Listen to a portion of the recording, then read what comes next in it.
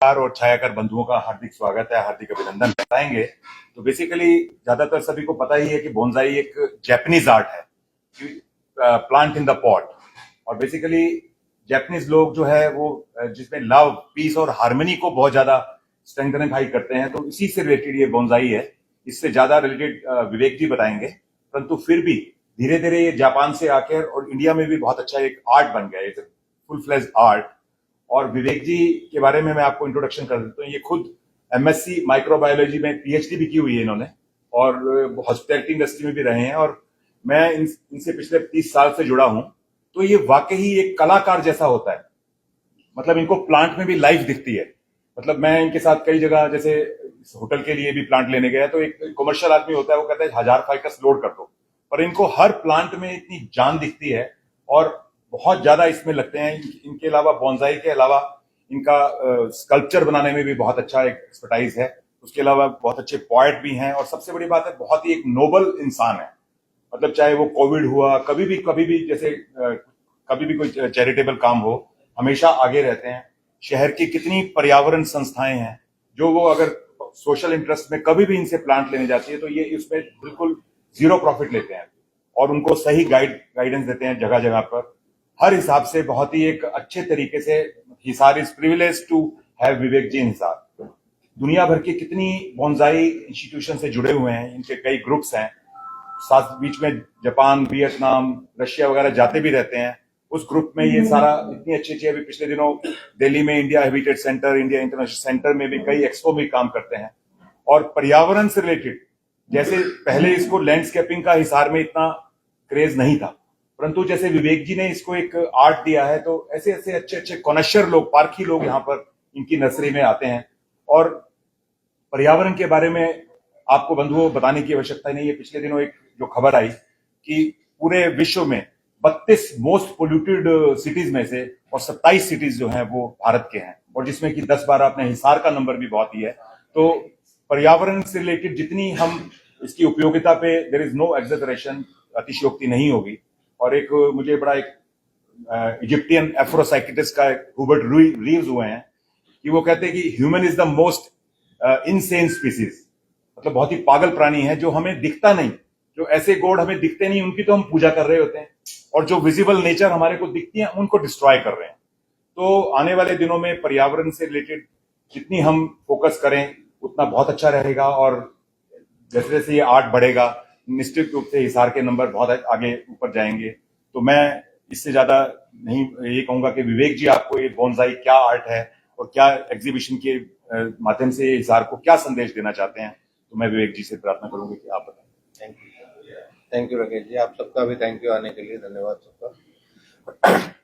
हम कल से यानी 26 तारीख से 4 दिन की एक बोनसाई एग्जीबिशन मेरी नर्सरी में कर रहे हैं। नर्सरी का नाम है फ्लोरा नर्सरी हिसार, जो कि कैमरी तुशाम लिंक रोड पर है।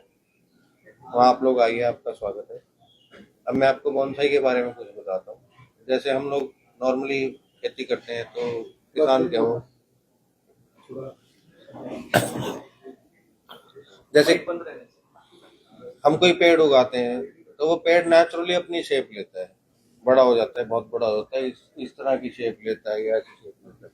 लेकिन अगर हम उसी शेप को एक बिल्कुल छोटे से गमले में पैदा करने की कोशिश करें, कि जैसे एक बहुत बड़ा बरगद का पेड़ है, उसके दाढ़ी भी आ रही है, सुंदर भी है, और वो छोटे से गमले में लगा हुआ है, उसको बोनसाई कहते हैं। और ये सिर्फ कला के लिए किया जाता है, जो कि 5000 साल पुरानी येलो माउंटेन्स एक चाइना में जगह है, वहां से स्टार्ट हुई थी माउंट विनसांग, और उससे दुनिया में फैलती फैलती इंडिया में भी ऐसे ऐसे क्लब्स हैं जिनके अंदर 10-10 हजार लोग मेंबर्स हैं। बड़ौदा में ऐसा क्लब है जिसके अंदर 10,000 लोग मेंबर हैं, और वो बहुत बड़े बड़े कन्वेंशन करते हैं, दुनिया में तो है ही।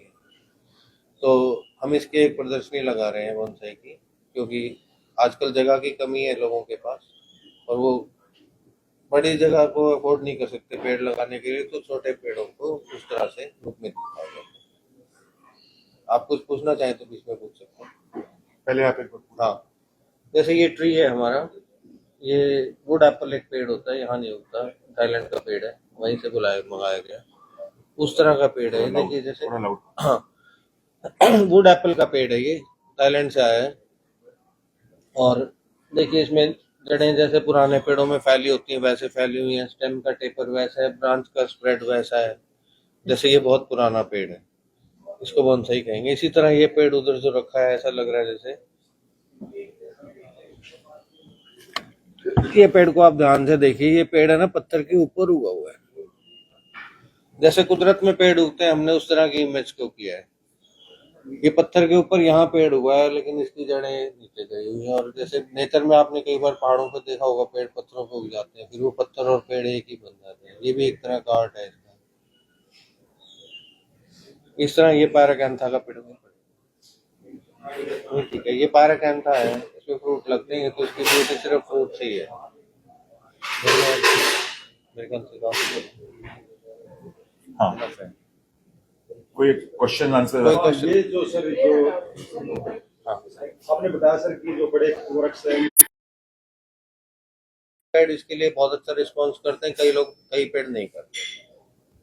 तो आमतौर पर किस तरह के जो वृक्ष हैं जिनके पत्ते बहुत छोटे होते हैं, श्रब्स होती हैं, वो अलग ही तरह के पेड़ होते हैं। मोस्टली हमारे यहाँ पर बहुत कम पेड़ है ऐसे जिनको हम बनाते हैं। पेड़ों से लगाव और बोनसाई करने की शुरुआत आपके मन में कब आई, कब से इसकी शुरुआत आई? मैम ये मेरे को शुरू से ही भगवान का दिया हुआ एक आर्ट है। मेरे बचपन से ही इस तरह के शौक थे।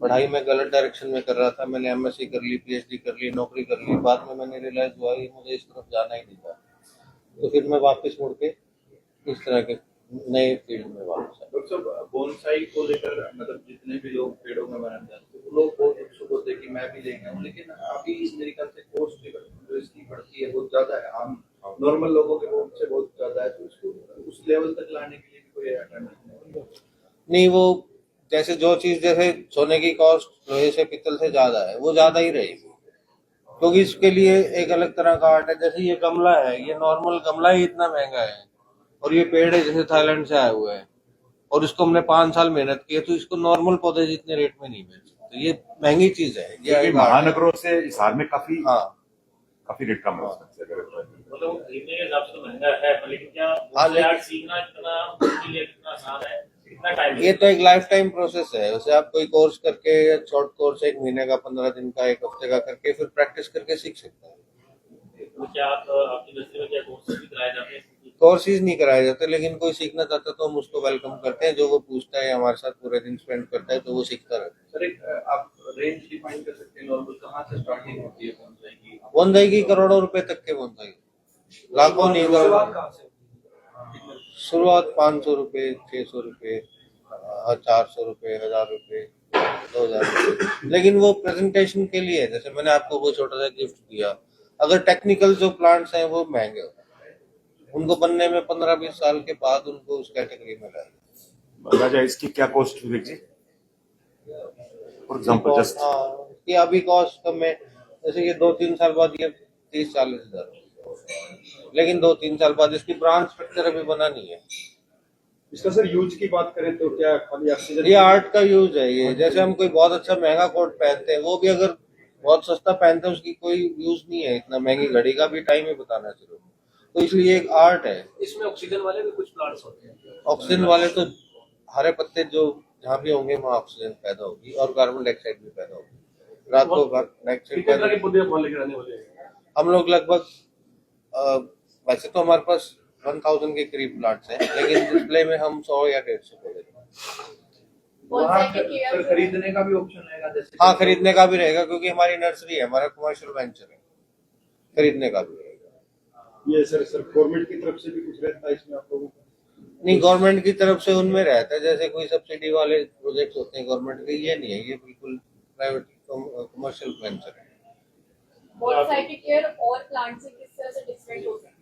तो हम इनके लिए ना एक क्लाइमेट देना पड़ता है। जैसे हम लोग यहाँ बैठे हैं तो ये एसी चल रहा है, अगर यही मई जून का महीना हो हमें छत पे बिठा दिया जाए तो वो हमें सूटेबल नहीं है। इनको भी एक ऐसा एनवायरनमेंट देना पड़ता है जो कि ना तो बहुत तेज धूप हो ना बहुत तेज छाया हो, माइक्रो क्लाइमेट बोलते हैं, वो हमें बना के देना, क्योंकि इसमें मिट्टी वगैरह बहुत कम होती है नॉर्मल पेड़ों के मुकाबले। अगर भारत की बात करते हैं तो सर ये कहाँ कहाँ ये मैंने आपको बताया कि बड़ौदा में बोनसाई क्लब है, उसमें 10,000 मेंबर है, चेन्नई में 5,000 मेंबर है, बॉम्बे में, गुजरात में बहुत फैला हुआ है, पूरी कंट्री में। दिल्ली में लगभग हमारे इंडियन बोनसाई एसोसिएशन है जिसका मैं भी मेंबर हूँ, उसमें 5,000 लोग हैं और हर महीने मीटिंग होती है और विदेशों से और बहुत अच्छे अच्छे एक्सपर्ट को बुलाकर ट्रेनिंग्स होती है। तो बहुत फैला हुआ है। अगर दूसरे देश में हम जाकर देखते हैं तो पूरा जो वहाँ का हाईएस्ट जैसे किंग है किसी देश का, वो उसका प्रेसिडेंट होता है, वो उसके घर में बुलाता है सबको, आओ भी मेरे घर पर बैठ करेंगे। मतलब बहुत लोग बहुत इंटरेस्ट लेते हैं। जैसे डायमंड के कोनेशर्स पार्की होते हैं ना जी, 24 कैरेट है, 22 कैरेट है, तो इसी तरह बॉन्जाई एक बहुत एडवांस्ड आर्ट है। हाँ। तो जो कला के पार्की हैं वही इसके वैल्यू लगाते हैं। और विवेक जी के काम करने का स्टाइल जो मैंने देखा ना, कमर्शियल कहीं से भी नहीं है। तो ये जीते हैं उसके आर्ट में और अपने इसमें नेचर में जीते हैं। तो ये नहीं है कि बहुत बड़ा प्रॉफिट मोटिव के हिसाब से इन्होंने काम किया हुआ है। कि हमने एक बार इंडोनेशिया गए थे, वहां पर एक जोग्याकार्टा जगह है, वहां पर हमारी कोई कॉन्फ्रेंस थी प्लांट्स की। तो वहां के किंग ने कहा कि आप है ना ये कॉन्फ्रेंस मेरे महल में करो, क्यों बाहर क्यों करते हो। और वो कह रहे हैं कि 500 साल 1000 साल से जब से भी उसका महल बना है, फर्स्ट टाइम उसने किसी को अंदर आने दिया इस तरह की कमर्शियल एक्टिविटी। और फिर उसने हमें डिनर पे भी बुलाया। तो वहाँ के लोग बहुत इंटरेस्ट रखते हैं। मतलब हर घर में कुछ ना कुछ इस तरह के प्लांट्स हैं जो कि जनरेशन टू जनरेशन लोगों को दे रहे हैं। अगर आप में से कोई कुछ थोड़ा सा सीखता है ना, तो सुबह उठते इसी का ख्याल आता है। उसके अलावा जो प्लांटेशन का जो पोल्यूशन तो एक इफेक्ट है ही, उसके अलावा आज के दिन जो डिप्रेशन और एंजाइटी और जो लोग आ रहे हैं ना, साइकोलॉजिकल केस हो रहे हैं, उसके लिए एक बहुत बड़ा स्ट्रेस बस्टर का काम कर रहा है ये प्लांट। तो उसमें भी बहुत ज्यादा मददगार जो है। बॉन्साई है वो खेती बाड़ी तो चलो इसको अलग मान लें एग्रीकल्चर में, और जो हॉर्टिकल्चर है जिसमें हम पेड़ पौधे फ्रूट्स को भी अलग मान लें, जो सुंदरता के लिए पौधे लगाते हैं उसमें हाई एंडेड प्रोडक्ट है, सबसे ज्यादा इसकी वैल्यू है ना। जैसे कि अगर कोई बॉन्साई अपने घर में लगाता है, जैसे कि एक बार कोई आपने कहा कि एनवायरनमेंट देना पड़ता है, हाँ, तो उसको क्या उसको भी बॉन्साई के बारे में जानकारी होनी चाहिए, तभी वो उसको केयर कर पाएगा, या उसको कमर्शियल हेल्प लेनी पड़ेगी। अब थोड़ा बहुत सीख भी सकता है, नहीं तो कई प्लांट ऐसे होते हैं जिनमें केयर की बहुत कम जरूरत होती है, साल में एक बार कटिंग की जरूरत होती है, वो वीडियो भेज कर या हमारे पास भेज देते हैं प्लांट सूम कर। इसमें क्या अगर जैसे और जो सुविधाएं हैं, मतलब अगर हम बात करें करियर ऑप्शन के हिसाब से, तो क्या कोई युवा अगर कोई इसमें आना चाहिए, इस फील्ड में आना चाहिए, तो क्या वो करियर भी बना सकता है? हाँ, करियर बना सकता है, लेकिन ये लंबी ट्रेनिंग है, इसकी लंबी ट्रेनिंग है, आपको सीखते ही रहना पड़ता है पूरी लाइफ। आर्ट के अलावा ऐसी कौन सी बात होती है इसमें कि इसकी कीमत तो बहुत है? आर्ट तो बहुत बड़ी चीज है जिसकी कीमत होती है। फिर भी उसके अलावा कुछ नहीं, जैसे फॉर एग्जाम्पल फिर भी कुछ सजावट के लिए बताओ। कोई तो वो आर्ट के medicine कारण वगैरह मत ऑर्नामेंटल डेकोरेटिव वैल्यू तो है ही, उसके अलावा एनवायरमेंटल जो पोल्यूशन वाला वो भी एक बहुत बड़ा फैक्टर है। वो फैक्टर है, वो भी कम है मान लो, लेकिन आर्ट आर्ट सबसे मेन। डॉक्टर साहब क्या मान के चले भविष्य में ये आम आदमी के पास पहुंचेगी आपके जो मानते हैं? हमारी तो पहुंच रही है जी, बहुत लोगों के पास पहुंच रही है। ये डजंट मैटर, जैसे दो चीज हमें कॉस्टली लगती है वो और लोगों को नहीं लगती, इतनी कॉस्टली भी नहीं है। अब मैं राकेश जी का एग्जांपल देता हूँ, ये मेरे से 500 रुपए से लेकर 1000 रुपए तक के लगभग 10 गिफ्ट हर महीने या 1-2 महीने में देते हैं। ये कहते हैं अगर मैं बुके खरीदता हूँ उससे सस्ता है ये। कोई गेस्ट आता है उसको एक फूलों का गुलदस्ता देते हैं, फूलों को काटा जाता है, तोड़ा जाता है, रस्सियों से बांध के किसी को देते हैं, मुरझा जाते हैं। तो हम एक 500 रुपए का छोटा सा गिफ्ट इनको देते हैं, वो आगे दे देते हैं। फ्लावर बुके तो एकदम खत्म ही हो जाता है। हाँ, ये एग्जीबिशन कब लगेगी, कब से कब तक होगी, क्या टाइमिंग होगा? हाँ, स्थान ये बिल्कुल। ये एग्जीबिशन कल से लगेगी 26 तारीख से, 26, 27, 28, 29 अक्टूबर फ्लोरा नर्सरी में, जो कि 33 फुटा रोड, कैमरी तो शाम लिंक रोड है, ट्यूलिप रिजॉर्ट के पीछे, उस पे लगेगी। ये मेरा विजिटिंग कार्ड है। टाइमिंग 10 to 6 है, लेकिन 5-6 बजे आजकल थोड़ा अंधेरा हो जाता है। और खासकर जो आने वाली दिवाली के मद्देनजर ये त्योहारों के हिसाब से लगाई गई है, क्योंकि हर आदमी सोचता है कि मैं अपने घर को सजाऊं। हाँ, तो उस लाइफ से टाइमिंग थोड़ा सा फेस्टिव मूड में होता है। हाँ, क्या सभी लोग आ सकते हैं कि पास आपने लोग? नहीं मैम, कोई नहीं है। आप लोग तो खास तौर से आ सकते हैं, आप हमारे वेलकम गेस्ट हैं। कोई भी आ सकता है, कभी भी आ सकता है, सीखना चाहें तो सीख भी सकते हैं। सबसे इम्पोर्टेंट जो मैं दोबारा एक बार एम्फेसाइज करूं, विवेक जी के साथ में रह के, मतलब एक ये it is not yet another nursery. चलो फिर मैं भी आपके बारे में कुछ बताऊं। पूरा नहीं, मेरे एक सेकंड, एक लाइन बस। तो उसमें मेन ये है कि इनका कमर्शियल मोटिव नहीं रहता, हमेशा आर्ट को प्रमोट करना। तो वो एक पर्यावरण संस्थाओं को इतना, पिछले दिनों हमने नर्सरी में इन्होंने काफी हजारों प्लांट उसमें फ्री दिए, तो ये एक माध्यम है। एक लाइन।